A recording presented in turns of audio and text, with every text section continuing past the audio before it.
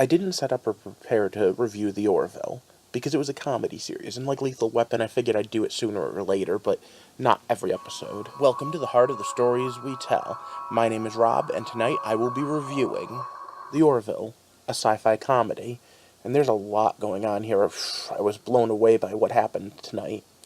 Let me start by saying I'm not a huge Seth MacFarlane fan, but I'm also not a big Seth MacFarlane hater.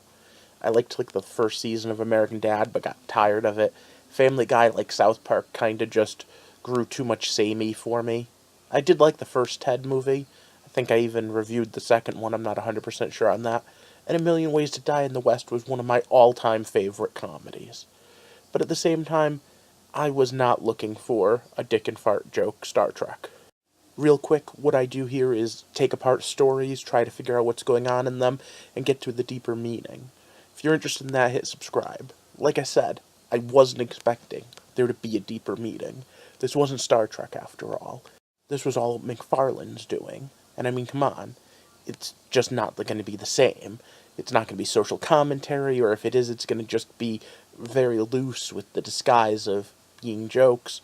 It's not going to be serious, it's not going to be action, it's not going to be in your face. To be honest, I would have been happy with a Galaxy Quest ripoff. But that's not what I got. What I got was the spiritual successor to Star Trek, whether I knew it or not. I'm going to be talking about the overall episodes 1 through 3. So once again, it's stop. Spoiler time. This morning I was on Facebook and talking about what this show is. And I tried to explain what I saw it as. It's Star Trek with all of the future tech and the future aliens, but instead of having perfectly evolved humans, it has, well, the humans that I'm used to dealing with. The guys I play games with, the people I hang out at the bar with, the people I work with.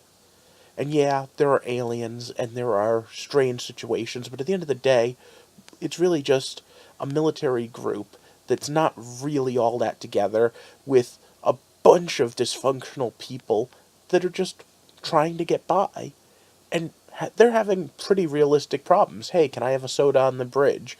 Hey, I don't remember the security officer's name because I just met her. I mean, those types of things were just cool.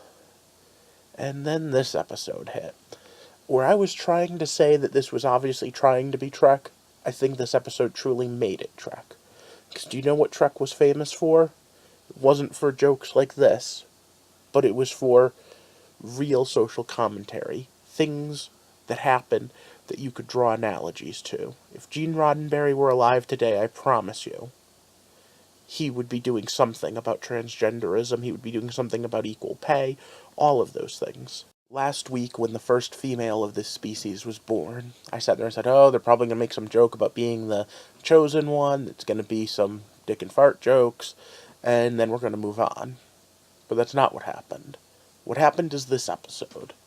One where arguments were made on both sides that sound very familiar to a lot of us, and at the same time, made a lot of sense.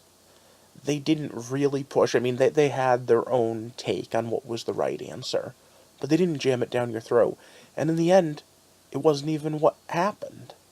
Because at the end of the day, 400 years in the future, people are still just as messed up as they are today. Now, whether you agree or not with the political statement that they made, you have to at least understand it was brave to make it. To stand up and say, this is what we believe. Kind of like having the first black-on-white kiss way back when Roddenberry did it. So again, I'm going to say that this has earned my respect, even if I'm not sure exactly how I'm handling this yet. And it's not exactly all serious. I mean, we did start off with a must-filled penis joke, right? At least those are my thoughts. I'd love to hear yours down below. Do you think this is a good sci-fi? Do you think it's in the same neighborhood as Star Trek? Or do you think it's just a silly comedy that's going down in flames? You know, I'd love to see your comments, but I also need you to like and share this video to spread the word. Because in general, I'm trying to build a community, and every little bit helps. So if this is your first time here, hit that subscribe button and enable the bells for alerts. I'd love to hear what you're thinking, because if you want me to talk about this sort of thing more, then the Orville's probably going to get added to my weekly reviews. Right now, I'm not sure what I'm doing with it. But for now, I'd like to thank you for listening to me rattle on a little bit. And as we walk through the heart of a surprisingly relevant story.